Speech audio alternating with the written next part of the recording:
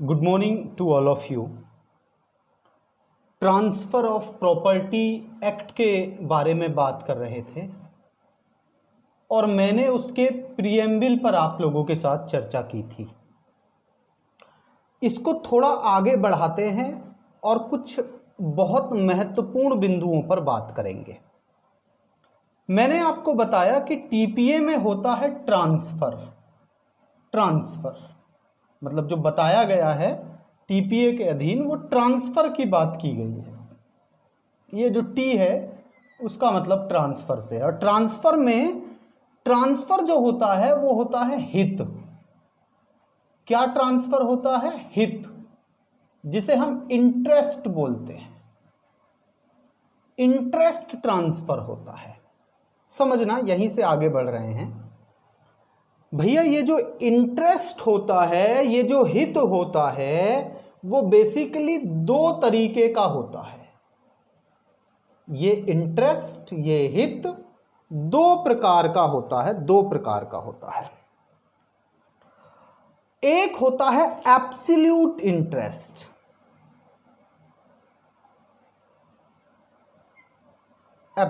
Interest और एक होता है लिमिटेड।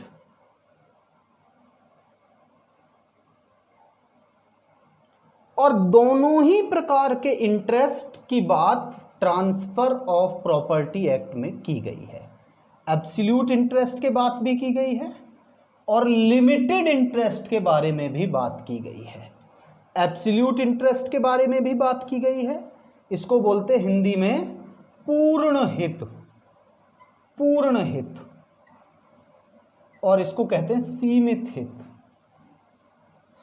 हित। ध्यान देना, जहां तक एब्सोल्यूट इंटरेस्ट की बात है, इसमें जो हम टीपीए में हम पढ़ेंगे उसमें नंबर 1 हमको पढ़ना होगा सेल हम टीपीए में पढ़ेंगे। विक्रय नंबर 1 हम पढ़ेंगे सेल, जहां पर इंटरेस्ट एब्सोल्यूट इंटरेस्ट जाता है। ए से बी को एब्सोल्यूट इंटरेस्ट जाएगा, किसी प्रकार का इंटरेस्ट अब ए में से नहीं बचेगा, पूरा इंटरेस्ट सेल में बी को चला जाएगा। एक तो सेल हो गया। दूसरा जो हम यहां पर पढ़ते हैं वो है गिफ्ट। गिफ्ट एक ऐसा इंटरेस्ट है जो एब्सोल्यूट तरीके से दूसरे व्यक्ति में समाहित होता है, वेस्टेड होता है। गिफ्ट हो गया। गिफ्ट के बाद तीसरा जो इंटरेस्ट है, जो लगभग सेल के ही जैसा है लेकिन कुछ तकनीकी दोनों में अंतर होते हैं, वो होता है एक्सचेंज, जिसको हम विनिमय बोलते हैं। और उसके बाद आखिरी जो एब्सोल्यूट इंटरेस्ट हम यहाँ पर पढ़ेंगे उसे हम एक्शनेबल क्लेम बोलते हैं। Actionable claim. तो कुल मिलाकर के सेल, गिफ्ट, एक्सचेंज और एक्शनेबल क्लेम, ये हमारे 4 प्रकार हम लोगों ने देखे जहां पर एब्सोल्यूट तरीके से इंटरेस्ट दूसरे व्यक्ति को जाता है। इन चारों के विषय में अलग अलग पढ़ेंगे। अब बात जब सीमित इंटरेस्ट की, लिमिटेड की आती है, तो सबसे बड़ा नाम मॉर्टगेज का आता है, जिसे बंधक कहा जाता है। बंधक, मॉर्टगेज, ये सबसे बड़ा नाम है जिसे हम लिमिटेड इंटरेस्ट के तहत पढ़ेंगे, लिमिटेड इंटरेस्ट में देखेंगे बंधक या मॉर्टगेज। उसके बाद एक दूसरा नाम आता है लीज के बारे में, जिसे हम पट्टा बोलते हैं। पट्टा, ये हम दूसरा जो इंटरेस्ट है यानी लिमिटेड इंटरेस्ट है, वहाँ पर हम लीज और मॉर्टगेज, ये 2 रूप हैं जिनको हम यहाँ देखेंगे। तो कुल मिलाकर के सेल हमको पढ़ना है, गिफ्ट हमको पढ़ना है, एक्सचेंज, एक्शनेबल क्लेम, मॉर्टगेज और लीज, ये सभी को हम अलग अलग डिस्कस करेंगे ट्रांसफर ऑफ प्रॉपर्टी एक्ट में। और इसके बाद, इन सब को पढ़ने के बाद, अलग अलग ट्रांसफर ऑफ प्रॉपर्टी के कुछ जनरल रूल्स हैं, कुछ सामान्य नियम हैं जो सेल पर भी लागू होते हैं, गिफ्ट पर भी, एक्शनेबल क्लेम पर भी, एक्सचेंज पर भी, मॉर्टगेज पर भी और लीज पर भी, उनको भी हम देखेंगे। ये मैंने आपको मोटे मोटे तौर पर बताया कि आखिर इसका अर्थ क्या होता है, आखिर इसका क्या मीनिंग होता है। अब हम इससे आगे के बारे में बात करेंगे, इससे आगे के बारे में बात करेंगे। यहां पर हम लोग बात करेंगे एक्सटेंट ऑफ टीपीए के बारे में। एक्सटेंट ऑफ टीपीए यानी टीपीए का कहां तक विस्तार है, और रिपील ऑफ एक्ट, कुछ एक्ट हैं, कुछ अधिनियम हैं जिनके द्वारा, या ये कहिए कि टीपीए के द्वारा जिन्हें रिपील किया गया।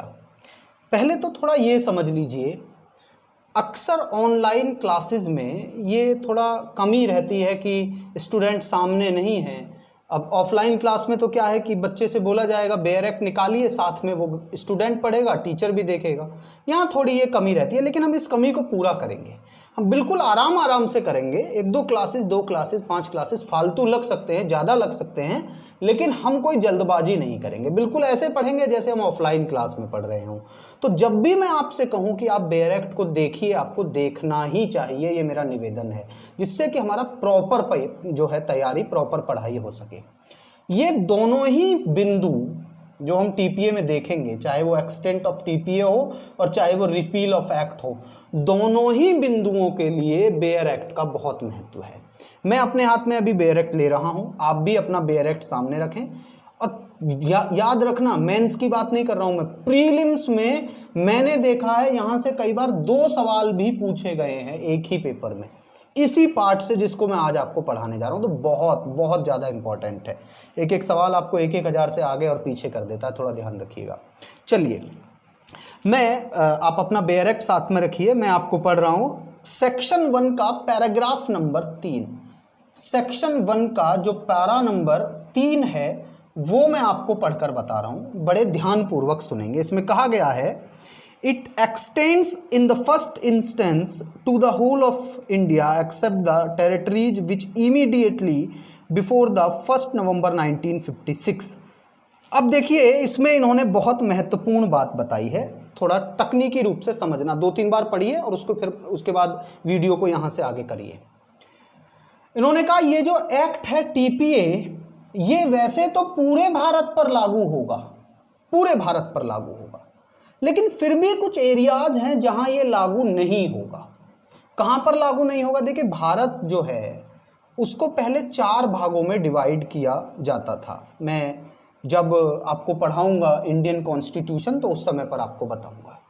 तो वो जो भारत जो डिवाइडेड था 4 पार्ट्स में, उनमें एक पार्ट था बहुत महत्वपूर्ण था, पार्ट नंबर बी, इंडिया का part number B, part B of India.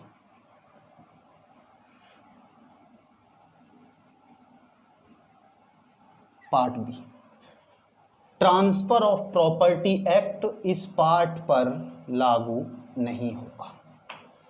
यानी पार्ट बी में जो भी टेरिटरीज आती थी, जो भी एरिया, जो भी क्षेत्र आते थे, यहां पर transfer of property act extend नहीं करता, लागू नहीं होगा। याद रखना, प्रीलिम्स का सवाल है। दूसरी बात इन्होंने 3 और स्टेट्स के नाम बताए हैं, बड़े ध्यानपूर्वक आप देखेंगे। एक इन्होंने बताया बॉम्बे, यहां पर टीपीए बॉम्बे में उस समय पर 1956 1 नवंबर 1956 से पहले जो भी टेरिटरी, जो भी एरियाज यहाँ पे इसके अधीन आते थे, उन पर भी टीपीए लागू नहीं होगा, उन पर भी। एक इन्होंने बताया जो इसमें लिखा हुआ है वो है पंजाब।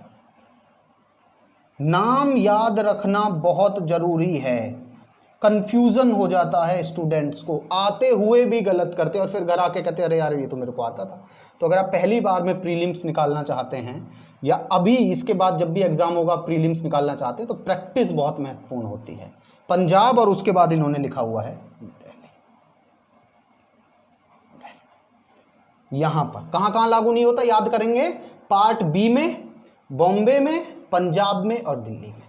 इनमें जितना भी एरिया आता था वहां पर टीपीए लागू नहीं होगा।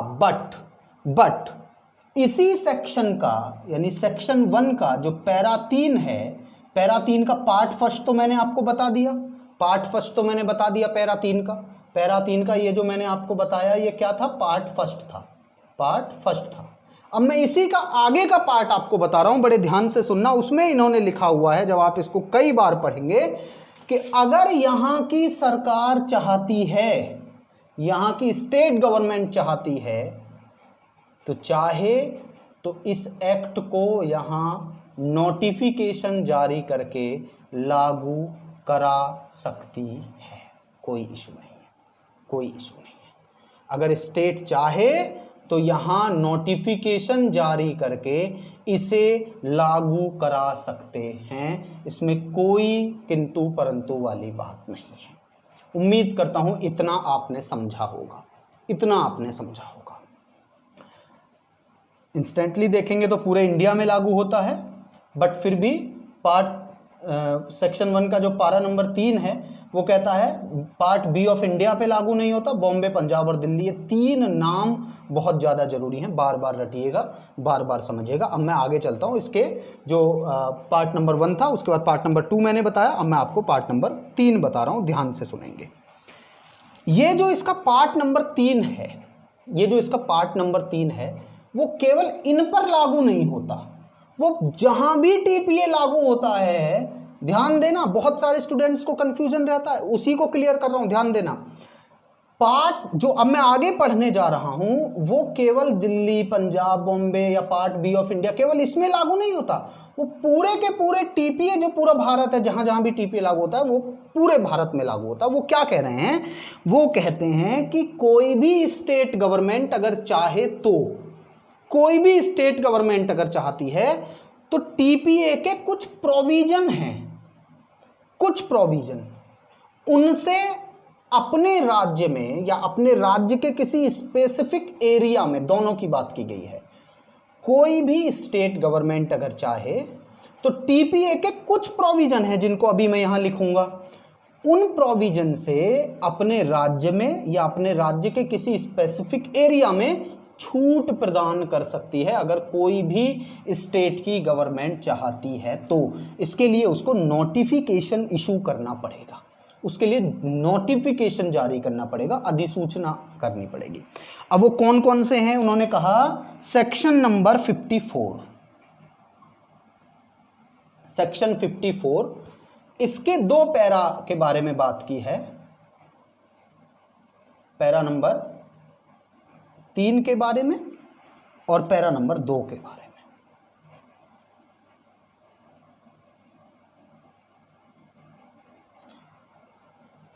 मैं बताऊंगा ऐसा क्यों है। वो कह रहे हैं कि सेक्शन 54 ऑफ टीपीए, इसके पैरा 2 और पैरा 3, पैरा 2 और पैरा 3, इससे वहां की सरकार, कहीं की भी सरकार जहां ये लागू है, चाहे तो छूट दे सकती है, चाहे तो छूट दे सकती है, ध्यान देना। इसी के साथ दूसरा एक सेक्शन है, सेक्शन नंबर 59, तीसरा एक सेक्शन है 107 और एक और सेक्शन है 123, ध्यान देना। कौन कौन से सेक्शंस हैं जिनसे स्टेट की गवर्नमेंट छूट प्रदान कर सकती है, छूट प्रदान कर सकती है, कौन कौन से हैं, ध्यान देंगे। सेक्शन 54 पैरा नंबर 2 और पैरा नंबर 3, सेक्शन 59, 107 और 123, बिल्कुल याद कर लीजिए, बिल्कुल रट लीजिए। 2 चीज़ें रटने के लिए हो गई हैं, अभी 2 चीज़ें प्रैक्टिस के लिए हो गई हैं। एक वो स्टेट्स जहां टीपीए लागू ही नहीं होगा, स्टेट गवर्नमेंट चाहे तो लागू कर सकती है, हालांकि बाद में लगभग हर स्टेट की गवर्नमेंट ने, जैसे 1956 में जब दोबारा से कॉन्स्टिट्यूट किया गया तो जो भी स्टेट्स की गवर्नमेंट थी उन सब ने लगभग अपने आप इसको लागू करने की कोशिश की और लागू भी किया। एक और चीज़ है कि इसका जो ये वाला जो पार्ट है, इसको अगर स्टेट की गवर्नमेंट, कोई भी स्टेट की गवर्नमेंट जहां टीपीए लागू है, चाहे तो उससे छूट प्रदान कर सकती है, उसको मतलब उसको एग्जम्पशन मिल सकता है। इसमें है क्या, मैं आपको बता देता हूँ। बेसिकली इन चारों ही सेक्शंस में रजिस्ट्रेशन से रिलेटेड रूल्स बताए गए हैं। मैं एक उदाहरण दे रहा हूँ, ऐसा है नहीं, मान के चलते हैं उत्तर प्रदेश की गवर्नमेंट ये चाहती है कि भाई हम इस प्रोविज़न को अप्लाई करें, लागू करें, तो वो क्या कर सकती है कि टीपीए में जो भी ट्रांसफ़र होंगे उनका रजिस्ट्रेशन जरूरी नहीं होगा। वो चाहें तो ऐसा कर सकते हैं, वो चाहें तो ऐसा कर सकते हैं कि वो रजिस्ट्रेशन को कंपलसरी ना करें, क्योंकि इन सेक्शंस में कुछ स्पेसिफिक टाइप के ट्रांसफर्स के रजिस्ट्रेशन की बात की गई है। 100 रुपये से ज़्यादा के मूल्य का इमूवेबल प्रॉपर्टी है तो रजिस्टर्ड करना पड़ेगा, गिफ्ट की बात है तो रजिस्टर्ड करना पड़ेगा, है ना, मॉर्टगेज की बात है, सिंपल मॉर्टगेज है तो रजिस्टर्ड करना पड़ेगा। तो स्टेट गवर्नमेंट क्या कर सकती है, इनसे छूट दे सकती है। वो कहेगी चलो भाई ठीक है, हम अपने स्टेट में कम से कम ये जो रजिस्ट्रेशन वाला जो रूल है, जो नियम है, जो कायदा कानून है, उससे हम अपने स्टेट में छूट प्रदान कर रहे हैं, वो कर सकते हैं, इसमें कोई दिक्कत नहीं है। तो बहुत ध्यान से सुनेंगे, इंस्टेंटली पूरे इंडिया में लागू होगा, बट इसी का पैरा नंबर 3, सेक्शन 1 का पैरा नंबर 3 जो कि पैराग्राफ है, तीसरा पैराग्राफ है, वो स्पष्ट रूप से कहता है कि यहाँ पे लागू नहीं होगा। स्टेट की गवर्नमेंट चाहे तो कर सकती है और ऐसा उन्होंने किया भी है, वो हमारे लिए जानना जरूरी नहीं है, और कब कब किया मतलब वो जरूरी नहीं है। और उसके बाद ये जो सेक्शंस हैं इनसे चाहे तो किसी भी स्टेट का गवर्नमेंट छूट दे सकता है। गवर्नमेंट छूट देने से मेरा मतलब है कि रजिस्ट्रेशन से जो संबंधित नियम हैं उनको खत्म कर सकते हैं कि अब यहाँ पर टीपीए के अधीन होने वाले ट्रांसफर्स में रजिस्ट्रेशन की कोई जरूरत नहीं होगी। अभी तक आप लोगों ने ये देखा। फिर से एक बार बेयर एक्ट उठाइए, बेयर एक्ट उठाइए, बेयर एक्ट उठाइए। इस सेक्शन 1 का जो तीसरा जो पैराग्राफ है जहां पर एक्सटेंट लिखा, इसका सबसे आखिरी पार्ट पढ़ना है, सबसे आखिरी पार्ट पढ़ना है। ध्यान देंगे, जो एक्सटेंट जो हेडिंग है सेक्शन 1 में, उसका सबसे आखिरी पैराग्राफ पढ़ना है, एक्सटेंट वाली हेडिंग का। 2 बार पढ़िए, 2 बार पढ़िए, ध्यान देंगे, 2 बार आपको पढ़ना होगा, 2 बार आपको पढ़ना होगा। क्या पढ़ना है समझेंगे। वो कह रहे हैं कि जिन सेक्शंस की बात आपने की उन्हें छूट तो दी जा सकती है, उन्हें छूट दी जा सकती है, लेकिन आखिरी पैराग्राफ कह रहे हैं, आखिरी पैराग्राफ कह रहे हैं कि ये सेक्शंस वहां तो लागू ही नहीं होंगे जहां रजिस्ट्रेशन एक्ट लागू नहीं होता है। छूट देने वाली बात ठीक है आपकी कि आप कहीं पर लागू हैं तो आप चाहें तो कह सकते हैं कि रजिस्ट्रेशन की जरूरत नहीं होगी, प्रॉपर्टी का ट्रांसफर बिना रजिस्ट्रेशन के हो सकता है। लेकिन एक ऐसा भी प्रोविजन है जो कहता है कि ये सेक्शंस वहां लागू ही नहीं होंगे, रजिस्ट्रेशन होगा ही नहीं। कहां नहीं होगा, मान के चलते हैं, उदाहरण, मैं ये नहीं कह रहा हूं कि मैं सही हूं, मैं केवल एक उदाहरण आपको बता रहा हूं। मान के चलते यूपी में रजिस्ट्रेशन एक्ट लागू नहीं है, ऐसा है नहीं, सिर्फ एग्जांपल दे रहा हूं। मान के चलते किसी स्टेट में रजिस्ट्रेशन एक्ट लागू नहीं है, तो फिर ये वाले प्रोविजंस भी वहां लागू नहीं होंगे। तो अगर आपसे सवाल पूछा जाए कि ट्रांसफर ऑफ प्रॉपर्टी एक्ट में रजिस्ट्रेशन के रूल्स जो हैं, जो नियम हैं, जो सेक्शंस हैं, उनमें कहाँ कहाँ कैसे एग्जम्पशन मिल सकता है, कैसे उनमें छूट मिल सकती है, आप कहेंगे 2 तरीके हैं साहब, 2 तरीके हैं। पहला एग्जम्पशन का तरीका है, पहला छूट का तरीका है कि स्टेट गवर्नमेंट ही छूट दे दे, और दूसरा तरीका है कि वहां रजिस्ट्रेशन एक्ट ही ना हो। और अगर वहां रजिस्ट्रेशन एक्ट नहीं है तो फिर ये सेक्शंस का क्या मतलब रह गया, क्योंकि रजिस्ट्रेशन होता है प्रॉपर्टी के ट्रांसफर का रजिस्ट्रेशन एक्ट के अधीन। तो जब रजिस्ट्रेशन एक्ट ही काम नहीं कर रहा है तो फिर इन सेक्शंस के बारे में क्या बात करना। क्लियर बात है, उम्मीद करता हूं इतना तो आप समझ गए होंगे, उम्मीद करता हूं इतना समझ गए होंगे।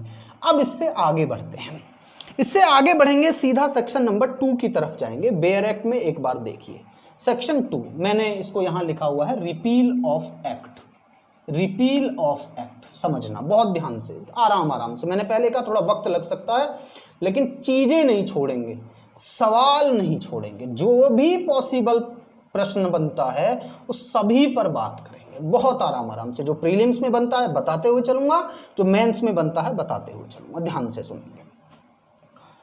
टीपीए जब बना तो इन्होंने क्या किया, टीपीए जब बना तो टीपीए में जो बातें हैं वो कुछ एक्ट्स में पहले से थी, बहुत सारे एक्ट्स में अलग अलग थी। तो उन्होंने क्या किया, टीपीए के साथ एक शेड्यूल जोड़ दी, एक अनुसूची को जोड़ दिया टीपीए के साथ। टीपीए के सेक्शंस जहां खत्म होते हैं उसके बाद एक यहाँ पे इन्होंने शेड्यूल को जोड़ दिया, अनुसूची जोड़ दी, और उसमें इन्होंने कहा कि देखो भाई, अब चूंकि टीपीए बना दिया तो टीपीए में जो बातें बताई गई हैं उसके लिए दो दो रूल्स होना, अलग अलग होना थोड़ा गड़बड़ होता है, वो ठीक नहीं है। तो उन्होंने कहा कि सेक्शन 2 के द्वारा हम ये कहना चाहते हैं, सेक्शन 2 के द्वारा क्या कहना चाहते हैं कि जो पहले के एक्ट्स हैं, यानी जो एक्ट हमने शेड्यूल 1 में लिखे हुए हैं वो सब क्या हो जाएंगे, रिपील हो जाएंगे। वो सारे एक्ट, वो सारे अधिनियम क्या हो जाएंगे, रिपील हो जाएंगे, खत्म हो जाएंगे। अब आपको उन एक्ट, वो तो बहुत सारे एक्ट है, एक बार ट्रांसफर ऑफ प्रॉपर्टी एक्ट का बेयर एक्ट पीछे जाकर के देखिए, बेयर एक्ट देखिए और उसमें शेड्यूल देखिए पीछे जाकर के, आपको मिलेगा बहुत सारे एक्ट, एक का भी नाम नहीं रटना, कभी नहीं पूछा जाता ना पूछा जाएगा।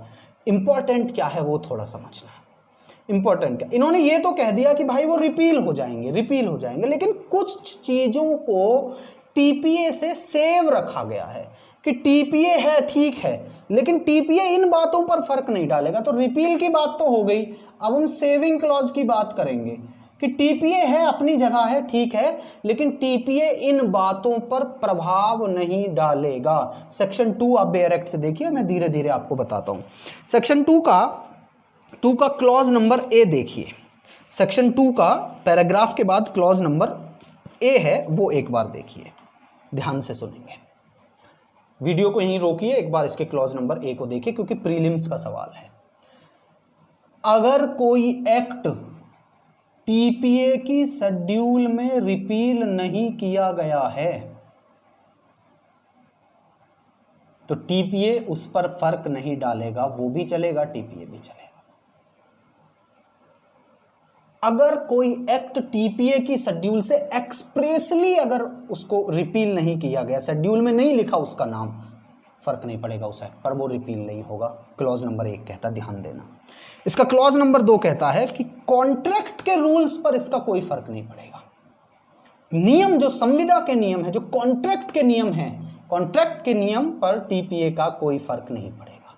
कॉन्ट्रैक्ट के रूल्स पर टीपीए का फर्क नहीं पड़ेगा, कॉन्ट्रैक्ट के रूल्स पर टीपीए का फर्क नहीं पड़ेगा। देखना मेरी बात, कितनी बड़ी बात बता रहा हूं। If there is a contradiction between TPA and contract act, अगर कहीं पे होता है तो कॉन्ट्रैक्ट के रूल्स कुछ बताते हैं, टीपीए के रूल्स कुछ बताते हैं, और कहीं पे कंट्राडिक्शन हो जाए किसी एक मामले में जाके, who will prevail, contract act prevail करेगा। उसने कहा कि सेविंग क्लॉज है भाई, कॉन्ट्रैक्ट पर फर्क नहीं डालेगा, ये तो जिस पर ये फर्क नहीं डाल सकता वही प्रिवेल करेगा, ये तो मैंने ऐसे ही आपको बताया। लेकिन अगर कोई कन्फ्लिक्ट होता है, कोई कंट्राडिक्शन होता है, कोई विवाद होता है, कोई अलग अलग बातें कहते हैं, कोई कन्फ्लिक्ट होता है, तो कॉन्ट्रैक्ट एक्ट के रूल्स प्रभावी होंगे। दूसरे नंबर पे तीसरा आप देखिए, एक बार तीसरा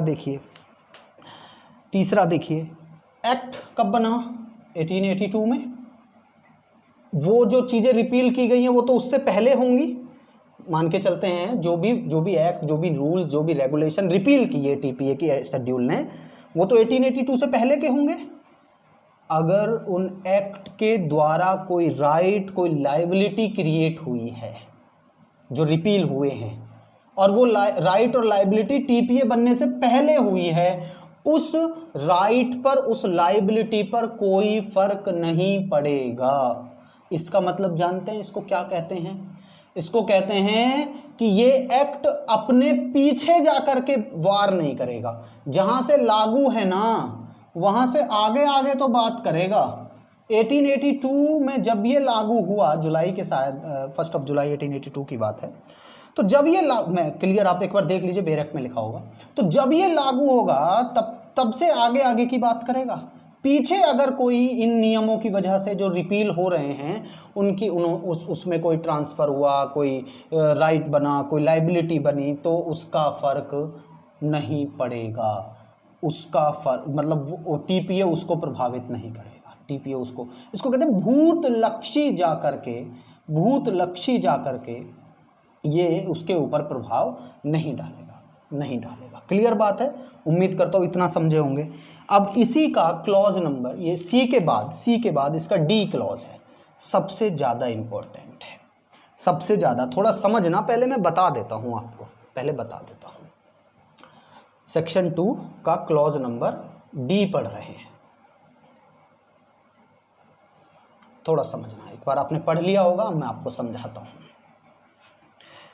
देखिए, मैंने आपको बताया था कि टीपीए एक्ट ऑफ पार्टीज वाले ट्रांसफर्स पर लागू होता है, यानी उन ट्रांसफर्स के बारे में बात करता है, उन अंतरणों के बारे में बात करता है जो एक्ट ऑफ पार्टीज हैं, पक्षकारों के कार्यों से हुए हैं। और अगर कोर्ट ने कोई ट्रांसफर किया है, कोर्ट ने कहा है कि ये प्रॉपर्टी इसको मिलनी चाहिए, टीपीए लागू नहीं होता वहां पे। मैंने आपको बताया टीपीए वहां लागू नहीं होगा, लेकिन इसके एक्सेप्शन है, इसके अपवाद हैं। दो ऐसे सेक्शंस हैं, दिमाग में भर लेना, प्रीलिम्स में पूछ सकता है। दो ऐसे सेक्शंस हैं जहां ट्रांसफर कोर्ट के कहने पर होता है। कोर्ट कहता है ये प्रॉपर्टी इसको दो सेक्शन से मेरा मतलब है एक चैप्टर है, एक सेक्शन है, एक पूरा का पूरा चैप्टर है, एक सेक्शन। दो ऐसी बातें हैं जो स्पष्ट रूप से कहता है, कोर्ट कहता है इसको दो, उसके बाद भी टीपीए उस पर लागू होगा। उन बातों पर टीपीए का कोई फर्क नहीं पड़ेगा। मैं आपको बता देता हूं सेक्शन नंबर 57 जो कि उस पैराग्राफ में लिखा हुआ है, और आप एक बार देख लीजिए चैप्टर नंबर 4, चैप्टर 4 पूरा का पूरा चैप्टर 4, पूरा का पूरा अध्याय 4 मॉर्टगेज के बारे में, पूरा का पूरा। और ये सेक्शन 57 दोनों में ही, सेक्शन 57 में भी और चैप्टर 4 में, दोनों में प्रोविजंस बताए गए कि कोर्ट आदेश देगा, कोर्ट विल ऑर्डर। क्या ऑर्डर करेगा? Transfer the property to the another person. तो कोर्ट के ऑर्डर से हुआ, मैंने मना किया था नहीं होगा, पार्टीज के एक्ट से होगा, तो मैंने मना किया तो उसके एक्सेप्शंस दिए गए कि ये बातें, इनमें जो बातें हैं वो फर्क नहीं डालेंगी, या ये कह लीजिए कि टीपीए इनके ऊपर फर्क नहीं डालेगा। टीपीए एक और चीज जो इसकी आखिरी है, इस एक्ट का जो चैप्टर नंबर 2 है वो मोहम्मडन लॉ पर, मुस्लिम विधि पर लागू नहीं होता है। एक बार आप देख लीजिए चैप्टर 2 जो है वो मोहम्मडन लॉ पर लागू नहीं होगा। Nothing in the second chapter of this act shall be deemed to affect any rule of Mohammedan law. मतलब ये कह लीजिए कि मोहम्मडन लॉ में और चैप्टर 2 में जो बातें बताई गई, दोनों में अगर कंफ्लिक्ट होता है, if there is any conflict between chapter 2 of the TPA and the Muslim law के वो रूल जो ट्रांसफर ऑफ प्रॉपर्टी से रिलेटेड हैं, जो जिनमें ट्रांसफर होती है प्रॉपर्टी, तो Muslim law will prevail, Muslim law prevail करेगा, मुस्लिम लॉ जो है वहां पर प्रिवेल करेगा। समझ रहे होंगे?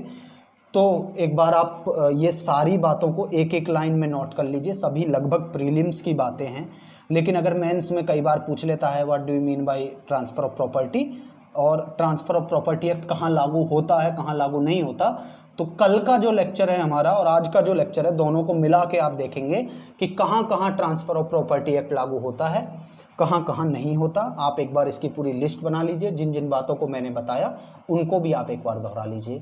Thank you.